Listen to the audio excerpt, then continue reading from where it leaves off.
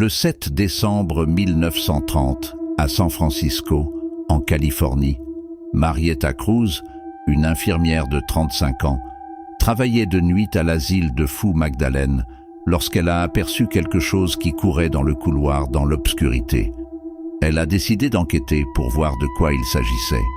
Ce qui s'est passé cette nuit-là l'a laissée dans un état comateux pendant 2 ans. Lorsqu'elle en ressortit, elle était capable de raconter les événements qui s'étaient déroulés cette nuit-là avec de sombres détails. L'endroit où elle a été retrouvée le lendemain a déconcerté les autorités, et aucune conclusion sur ce qui s'est passé exactement n'a jamais été tirée. Voici une histoire qu'elle a racontée aux autorités. Apparemment, je suis dans le coma depuis 2 ans. Depuis, chaque jour, je revis cette nuit encore et encore. Elle se rejoue constamment dans mon esprit. Depuis, je vis ce cauchemar tous les jours. C'était au milieu de la nuit, à 3h30 pour être exact. J'étais assis à la réception en train d'écrire des notes concernant un patient indiscipliné à qui je venais de faire une injection lorsque j'ai surpris quelque chose qui bougeait rapidement dans le couloir menant à mon bureau. Cela m'a fait sursauter un peu, pensant qu'un patient avait dû sortir de sa chambre. Mais ce que j'ai vu me paraissait trop bas pour être une personne. Cela m'a fait peur car nous y logions des individus dangereux. J'avais la pensée persistante que quoi que ce soit, c'était tout simplement trop bas par rapport au sol. J'étais le seul à ce moment-là, car mes collègues venaient de partir en pause déjeuner et je ne voulais pas les déranger si ce n'était rien. J'ai envisagé d'aller les chercher, mais j'ai décidé de voir par moi-même de quoi il s'agissait en premier. Je me suis levé du bureau, j'ai pris une profonde inspiration et j'ai commencé à marcher dans le couloir où je l'avais vu. Comme c'était le milieu de la nuit, les lumières étaient éteintes, et plutôt que de les allumer et risquer de réveiller les patients, je suis retourné à la réception et j'ai récupéré la lampe de poche que nous gardions là. J'ai immédiatement allumé la lampe de poche et j'ai commencé à marcher lentement dans le couloir. Ce couloir particulier était plutôt long, avec plusieurs endroits le long du chemin qui menaient à d'autres couloirs, donc il y avait beaucoup de zones que je devrais vérifier. Tout en marchant, j'ai vérifié chaque porte, m'assurant qu'aucune d'entre elles n'était ouverte, quand soudain j'ai entendu ce qui ressemblait à des ongles qui tapaient et se déplaçaient rapidement sur le carrelage quelque part dans l'obscurité. Je me figeai sur place, essayant de voir ce que c'était avec la lampe de poche. « Qui est là ? Sortir. Voici l'infirmière Cruz, dis-je.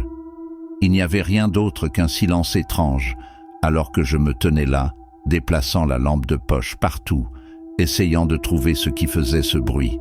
« Je dois aller chercher de l'aide », me suis-je murmuré alors que mon esprit s'emballait et que la peur m'envahissait.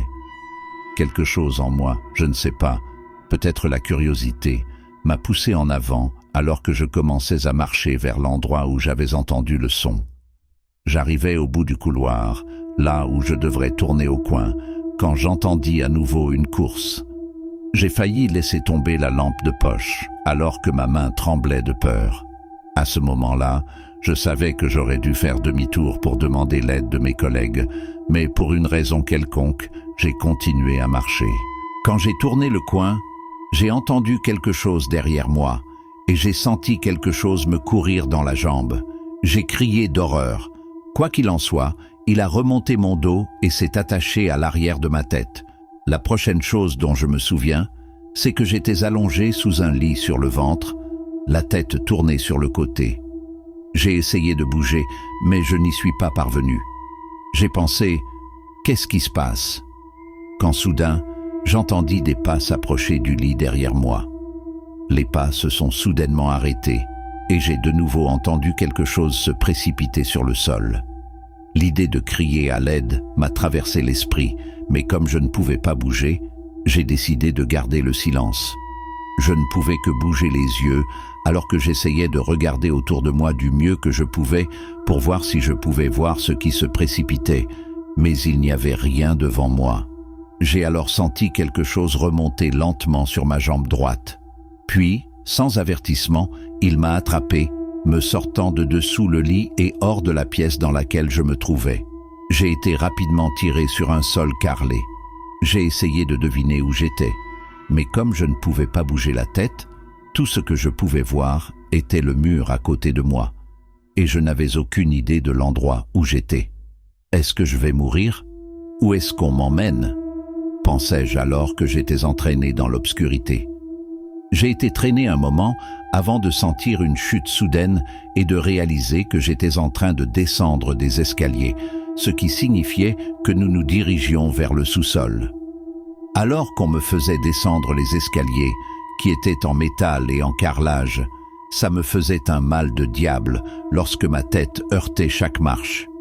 J'ai essayé de crier, mais rien ne sortait, rien que des larmes coulaient sur mes joues.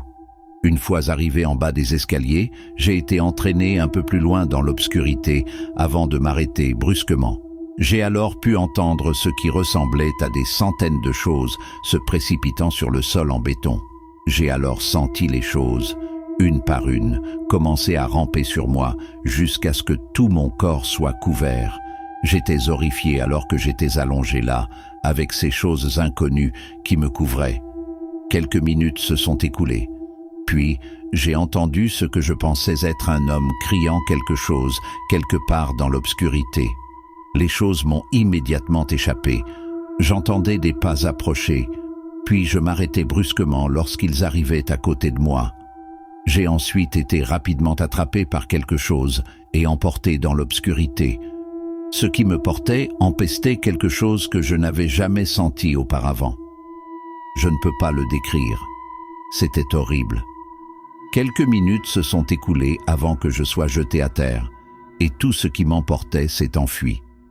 Alors que j'entendais ces pas s'affaiblir, il ne fallut pas longtemps avant que j'entende la course et que je sois à nouveau couvert de choses qui rampaient partout sur moi.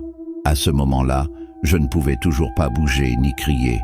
Je reste allongé là, avec seulement mes pensées. Je voulais rouler des yeux derrière ma tête et mettre fin à tout cela. J'ai commencé à ressentir des douleurs vives dans tout mon corps, comme si 1000 aiguilles m'étaient piquées en même temps. La douleur était si intense que je me suis évanoui. La prochaine chose dont je me souviens, c'est de m'être réveillé et d'avoir vu la luminosité de ce qui semblait être une lune. Je me souviens avoir pensé que je n'avais aucune idée de l'endroit où j'étais, mais je pouvais dire que je n'étais plus à l'asile. À mesure que mes yeux s'ajustaient, je pouvais voir clairement. Je pouvais voir que j'étais dans une sorte de zone boisée, mais les arbres et la végétation me semblaient étrangers, contrairement à tout ce que j'avais jamais vu dans la vraie vie ou dans les livres. Je n'oublierai jamais non plus l'odeur. C'était la même odeur que celle de la chose qui m'avait soulevé et porté. J'étais toujours incapable de bouger ou de parler, alors je suis simplement resté allongé là. À ce moment-là, j'ai entendu quelque chose arriver derrière moi. J'ai bougé frénétiquement mes yeux alors que j'étais allongé là, horrifié, pensant avec certitude que j'allais mourir. J'ai alors commencé à remettre en question ma santé mentale. Est-ce que je rêve? Est-ce que je deviens fou? Où diable suis-je? Soudain, tout ce qui se trouvait derrière moi s'est arrêté et le corps de quelqu'un est tombé au sol, juste devant moi, à quelques centimètres. J'ai crié à l'intérieur car je pouvais voir que c'était un jeune homme, probablement à la fin de l'adolescence. Ses yeux étaient grands ouverts, mais je pouvais voir qu'il clignait des yeux. Il avait un air de pure terreur sur son visage que je n'oublierai jamais. Ce que le jeune homme transportait s'éloigna légèrement et j'entendis un bruissement derrière moi. Quelques minutes plus tard, je l'ai entendu revenir vers moi. Il m'a enjambé, a attrapé le jeune homme par les cheveux et l'a éloigné de moi jusqu'à ce qu'il soit à environ 15 pieds devant moi. Quoi qu'il en soit, cela ressemblait à quelque chose que seule votre imagination pouvait évoquer. Il avait de longs cheveux noirs, lisses, presque beaux. Ce n'était pas très haut, mais c'était large. Il portait des vêtements étranges, contrairement à tout ce que j'avais jamais vu auparavant. Il m'a tourné le dos tout le temps, et je pouvais apercevoir le côté de son visage, mais je ne peux pas décrire à quoi il ressemblait. Ce qui s'est passé ensuite se répète horriblement dans mon esprit chaque jour. J'ai regardé avec horreur la chose arracher les vêtements du jeune homme, puis je me suis agenouillé et j'ai commencé à le consommer. Tout ce que je pouvais faire, c'était regarder avec une pure terreur, sachant que j'étais probablement le prochain et que je ne pouvais qu'imaginer la douleur qu'il devait ressentir, alors que sa chair était arrachée et arrachée de son corps.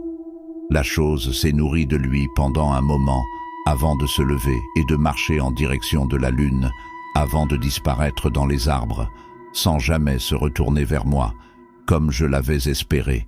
Malgré tout ce qui s'était passé, je me souviens avoir été curieux de savoir à quoi ressemblait son visage. J'ai regardé le corps à moitié dévoré du jeune homme pendant ce qui m'a semblé des heures. Pendant ce temps, beaucoup de pensées me traversèrent l'esprit. J'ai beaucoup pensé à mes parents et à ma sœur, et je me demandais comment ils allaient. Cela faisait des mois que je ne les avais pas vus. Bien sûr, j'ai réfléchi à ce qui se passait, en particulier à l'endroit où j'étais et à ce qui se passait. Est-ce que je suis mort et suis allé en enfer? Étais-je dans un autre monde? Je pensais que beaucoup d'idées folles me traversaient l'esprit. J'étais allongé là depuis un bon moment quand, tout à coup, j'ai pu à nouveau bouger mes doigts. Puis, en quelques minutes, j'ai pu bouger mes membres. Il ne m'a pas fallu longtemps pour pouvoir me mettre à genoux, puis me lever. Alors que je regardais autour de moi, je me souviens avoir eu le plus peur de ma vie à ce moment-là. Quand je ne pouvais plus bouger, j'avais abandonné. Mais maintenant, j'avais une chance de survivre. J'ai réfléchi dans quelle direction je devais courir et j'ai décidé de me diriger dans la direction opposée à celle où la chose avait disparu dans les arbres. Lorsque la chose a amené le jeune homme, il est venu derrière moi, mais est reparti dans la direction opposée. Peut-être que l'endroit d'où il avait amené le jeune homme était le chemin du retour, pensais-je. Bien sûr, je n'en avais aucune idée, mais c'était le mieux que je pouvais trouver. Je n'avais pas marché depuis un moment et mes jambes étaient très raides. J'ai trébuché du mieux que j'ai pu en traversant la forêt. Plus j'avançais, plus j'ai remarqué que la forêt passait de très épaisse à plus ouverte et que les arbres devenaient géants. J'ai aussi remarqué que la température changeait. Le temps était passé de chaud et humide à maintenant froid et sec, presque glacial en fait. Je marchais depuis un moment quand j'entendis quelque chose derrière moi venant rapidement à travers les arbres. Je me suis arrêté et j'ai commencé à paniquer. Sans aucun doute, c'était le cas. J'ai regardé derrière moi, mais je n'ai rien vu. Mes jambes commençaient à aller mieux, alors je savais que je devais courir. J'ai commencé à courir aussi vite que possible, mais les chaussures que je portais n'étaient pas propices à la course.